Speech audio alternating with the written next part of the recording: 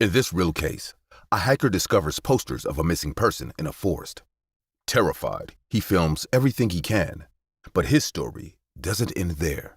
In this dramatization, we will see how a creepy discovery quickly turns into the worst day of his life. The life of a hiker is not easy. We consider ourselves adventurers, people who want to live life to the limit. We expose ourselves to the wilderness, to wildlife, to the unknown. I have known many colleagues who have run great dangers for different reasons. But no matter how crazy the stories they tell me, none of them experienced what I went through that day. I didn't encounter any wild animals, suffer a dangerous fall, or get lost in the forest.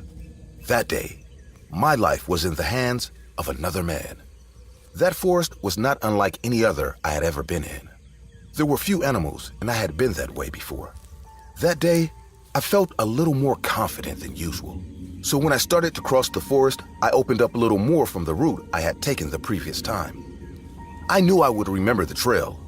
I am a very experienced hiker and I know my way in the woods. As I went on, I saw something in the distance that caught my attention. The trees ahead of me had something white in the center. Whether it was my danger spirit or a complete lack of common sense, I approached to investigate. From a distance, I could imagine that what was on the trunks of the trees were papers. What I could not imagine was their nature. I took out my camera and began to film my discovery, not knowing what I was about to find. I grabbed one of the papers and, incredulous, I read it while I felt my body begin to tremble with fear. These were not just papers. They were missing person posters.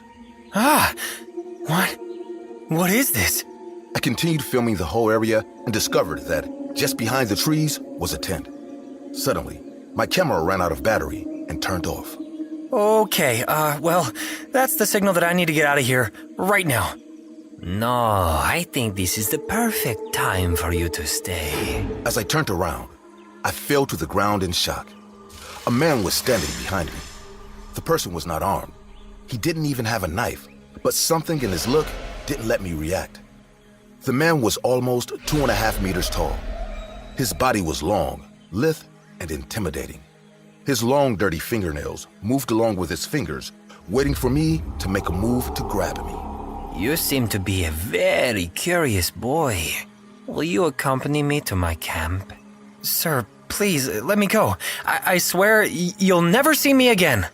Oh, calm down. I'm not even armed. I just want to talk. More than leaving me alone, this last one made me even more afraid. This person was very confident. I, on the other hand, was terrified. Resting was not an option. Not only did I not know how to fight, but my body was frozen with fear. It was as if I were a mouse being stalked by a bloodthirsty tiger, and he knew it. Without saying anything to him, I listened to him and walked ahead of him toward his camp. Don't be afraid of me, kid. I'm not a monster. I just suffer from gigantism.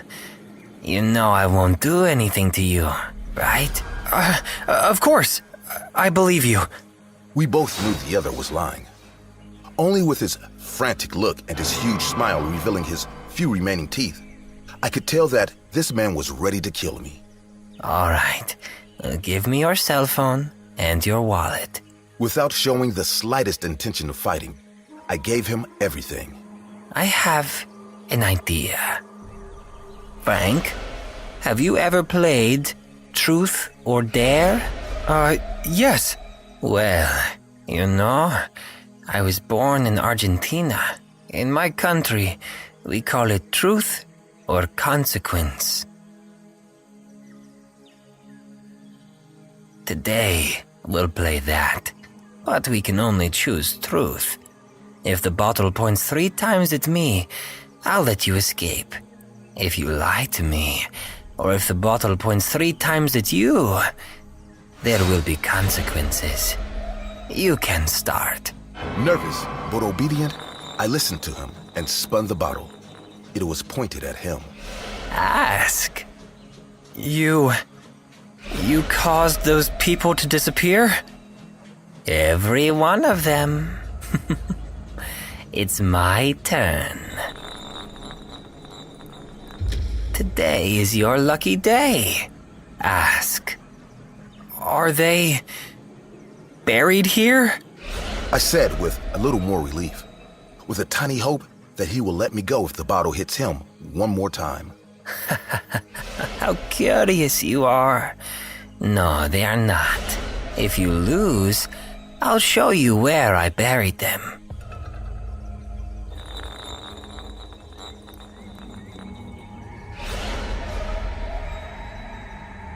What were you going to do with what you filmed on that camera? Don't lie. I was going to upload it to the internet. Your turn. I didn't even try to control the spinning. I knew that cheating would cost me my life. But when the bottle stopped on me again, I regretted not having done it. Maybe you're not so lucky. Let me ask you a question. These are the pictures of your mom and sister, right? With a mischievous smile, he showed me my own cell phone. Please, don't. I moved away from the bottle and started crying at his feet. I beg you, don't hurt them. If you die, who should I kill? Your mom or your sister? No! No! Choose, or I'll kill you now. Just kill me. But don't do this to me. I can't answer that. Choose, or I'll kill both. My mom! Can't believe you actually chose. It's what she would want. So, if you lose, I'll grant her wish. Time to see what luck has in store for you, boy. As the bottle kept spinning, I closed my eyes. I couldn't see the result. At the psychopath's laughter, I summoned all my energy to open my eyes, and to my surprise, the bottle had been left on his side. Will you let me go? On one condition. What? Use your question. Ask me what would have happened if the bottle had fallen on your side. His face had changed. The smile had faded, and his eyes denoted a huge contempt and cruelty towards me. What? What would have happened? I would have jumped immediately to where you are. I would have torn off your clothes and dug my dirty fingernails right into your abdomen. Then I would have cut a hole in your belly with just my hands, and I would have used my few remaining teeth to feast on your organs. But you won. You can leave. Still terrified, I stood up and started walking. A huge shadow rose behind me and tapped my shoulder. By the way, I'll keep your wallet and cell phone. I want you to upload your video to the internet. You're welcome to come whenever you want. But if I see a cop here, everything I told you I was going to do to you, I'll do to your sister instead. Do you understand? Yes. As soon as I said this, the shadow disappeared. I didn't try to check if it was behind me. I just walked, crying, until I reached the road. A few days later, I kept my word and uploaded the video. After that, I sold all my belongings, and with my sister and mother, we left the country. I never told anyone about this, and from that day on, I am still a hiker, but I always go out armed and in big groups. Hey guys, I hope you're enjoying the video. If so, please leave a like. And also, a small percentage of people that watch my videos are actually subscribed.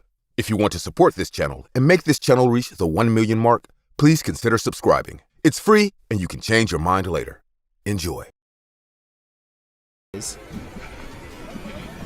Vibrate.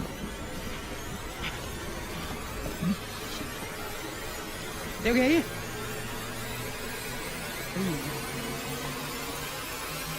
Tem alguém aí? Tem vela aqui também. During the night, and with the help of a flashlight, A person is approaching an abandoned house in this footage. Once they are close to one of the windows of the place, they see some strange symbols and candles inside. In the next room, they find something much more disturbing. A sheet covering what appears to be a body surrounded by candles. The story you are about to see is a dramatized, animated version of this scary found footage.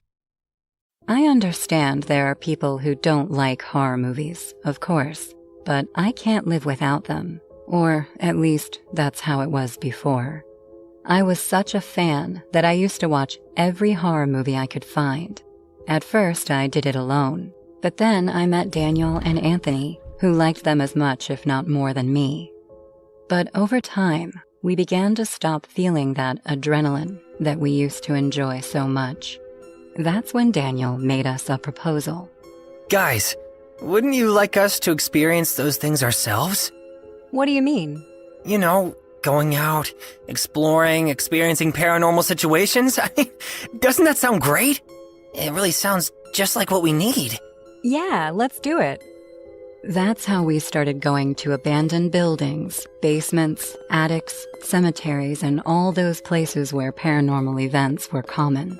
We even used to carry several cameras so we could record in the hope of capturing something interesting.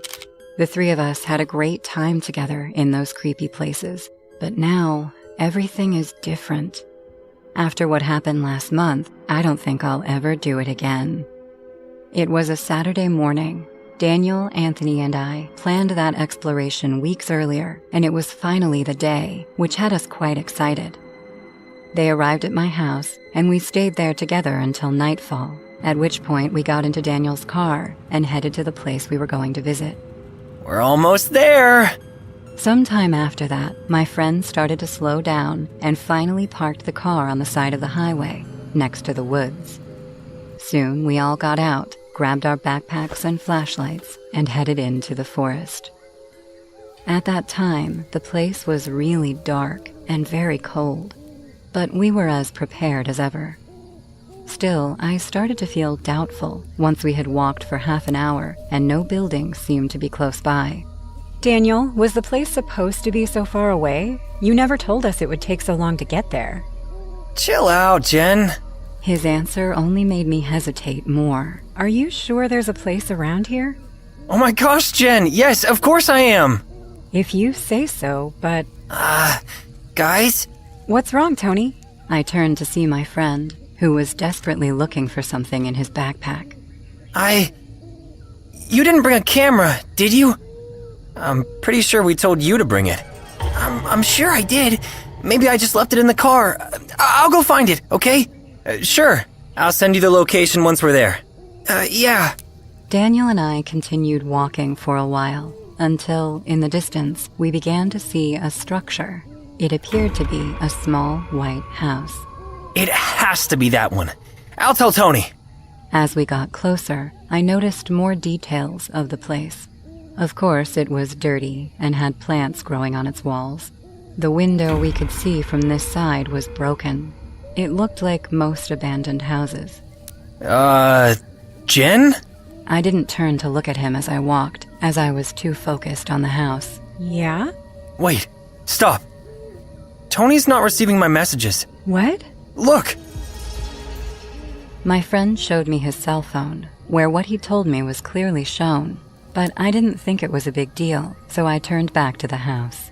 Maybe his cell phone has no signal, that's all. That doesn't make any sense. My cell phone has signal, Jen. Before I could answer Daniel again, through the window of the house, I saw a shadow move. Did you see that? It has to be something. Let's go. Wait, Jen! Pointing my flashlight at the spot, I started running through the tall grass toward the place. As soon as I saw what was there on the floor, covered by a blanket and surrounded by lighted candles, I backed away. What the... My heart started beating fast. In just a few seconds, the situation had completely changed. Those weren't paranormal events. There was something really bad going on here. I was standing a few inches from the house when suddenly something touched my right shoulder, so I couldn't help but let out a scream. Ah! What the heck? Did I scare you, Jen? Realizing it was Daniel didn't reassure me. In fact, I felt in much more danger since I had made noise. Soon I began to hyperventilate, so I covered my mouth. Jen? What's wrong? There's something there. My friend approached the place. I knew he had seen it the moment he backed away. Oh my God. Let's go, Daniel. Wait, what if someone needs help? We have to report it. I saw him take out his cell phone from one of his pants pockets, but he put it back in seconds later. My cell phone has no signal. My friend started to get closer to the house. Wait, what are you doing? Stay there. I'll just see what it is, and then we'll go. Unable to stop him, I watched as Daniel entered the room. He brought one of his hands to the blanket, but before he could pull it away, a person appeared. It was a smiling woman.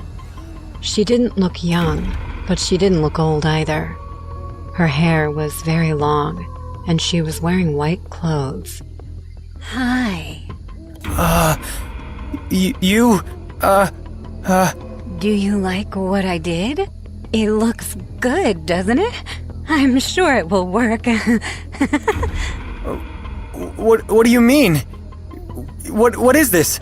I'm sure you guys know that, don't you? After all, you're here. What the heck are you talking about? Are you out of your mind? There must be a reason. You wanted to be here. You guys have to know what I'm trying to do. I'll summon someone. I'll bring them back to life. What do you have here? My friend, once again, brought one of his hands close to the blanket. Don't touch it. You're gonna ruin everything. Do not touch it. The woman grabbed one of Daniel's arms to try to prevent him from removing the blanket. Daniel! Unconsciously, I approached them, although I was still outside the building. Get away! In a quick movement, he pushed the woman, who fell to the ground. Being close to Daniel, I could see that she had caused some marks on his arm. Finally, he pulled back the blanket. That's when we saw him. It was Anthony who was under it. His eyes were closed, his skin pale, and he seemed not to be breathing. I still can't remember clearly what happened next. Daniel told me that he and I got far enough away to have a cell phone signal and call the police, but when he returned to the house, the woman was nowhere to be found. A few days later, we went to our friend's funeral, but I still can't believe he's dead. I can't accept that night we led him straight to his death at the hands of the crazy woman they're still looking for.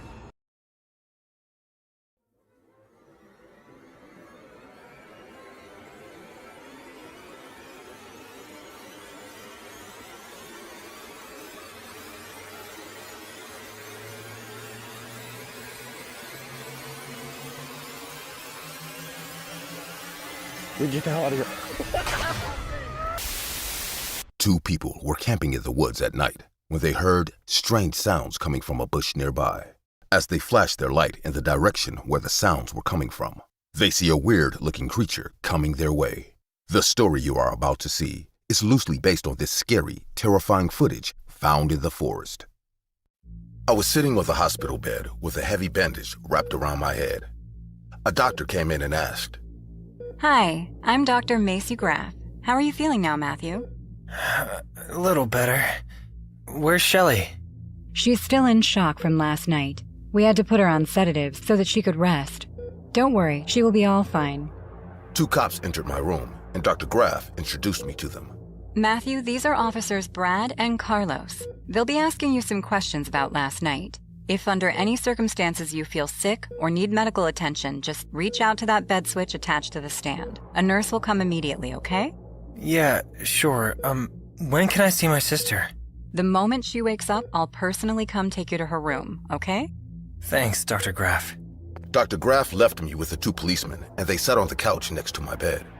The tallest officer between them looked at me with a caring smile and asked, Does your head still hurt? A little. Matthew, we're here to talk about what happened last night. Can you walk us through it? Drops of sweat appeared on my forehead as I recalled the most terrifying memory of my life.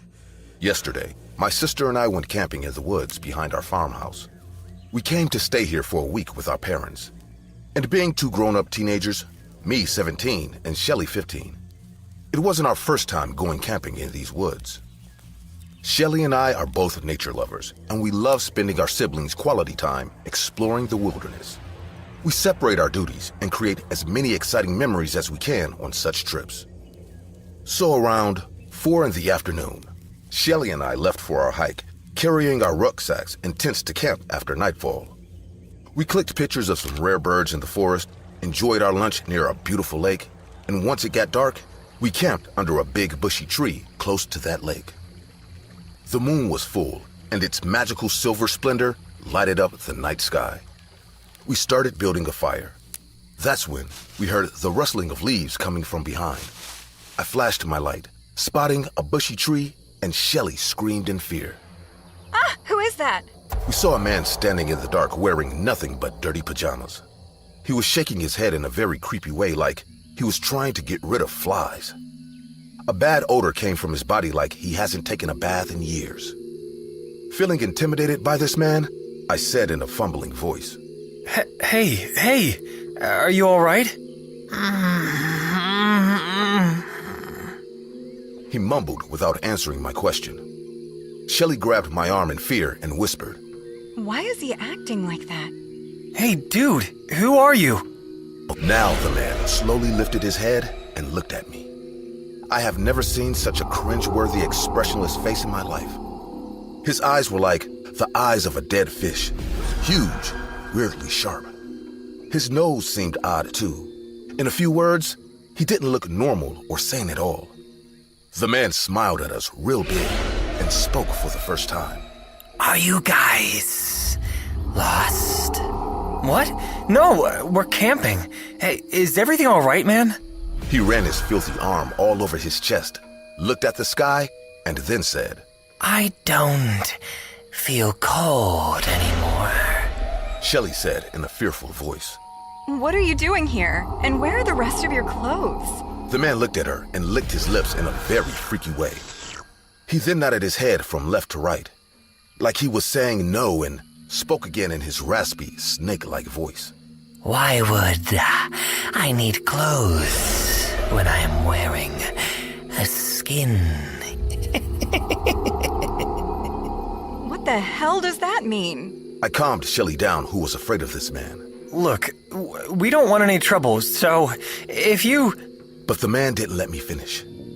A growling sound came from his stomach, and he said, Would you mind if I join you? I am hungry.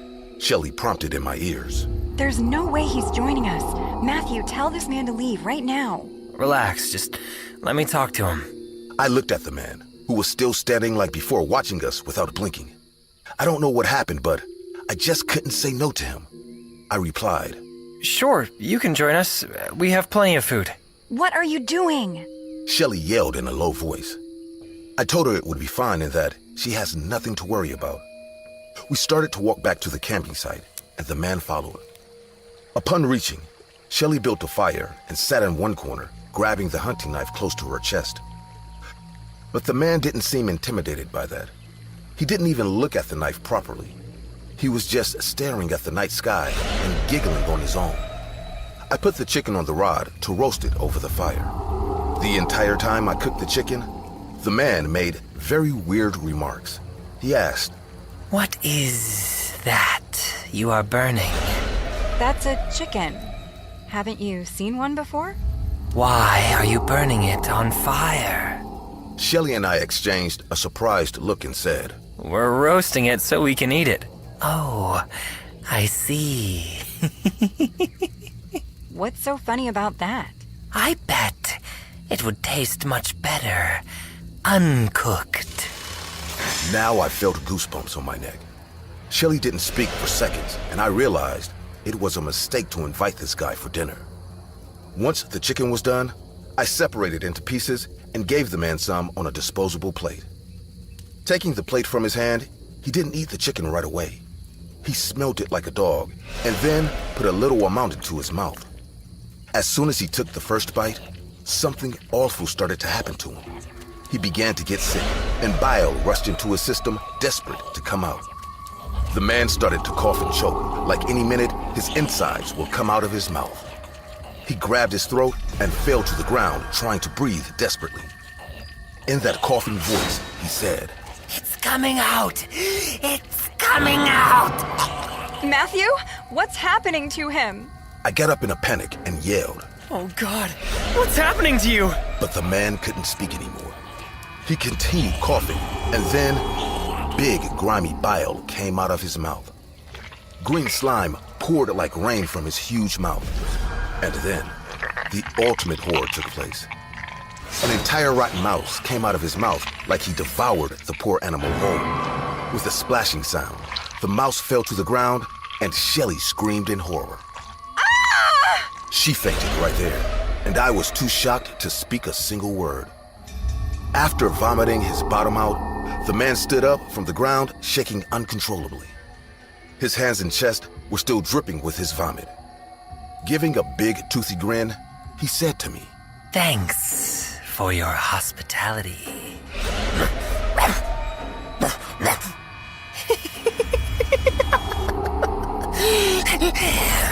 And then he ran into the forest at full speed, disappearing into the night. The cops exchanged a suspicious look, and then Officer Carlos asked, Were you guys doing any drugs? I heaved a sigh in disappointment because I expected this reaction from them.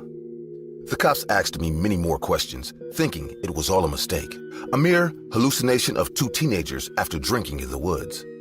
But I can still remember his face, his eyes, even the stinking odor that came from his body. I am not sure what to believe after this encounter.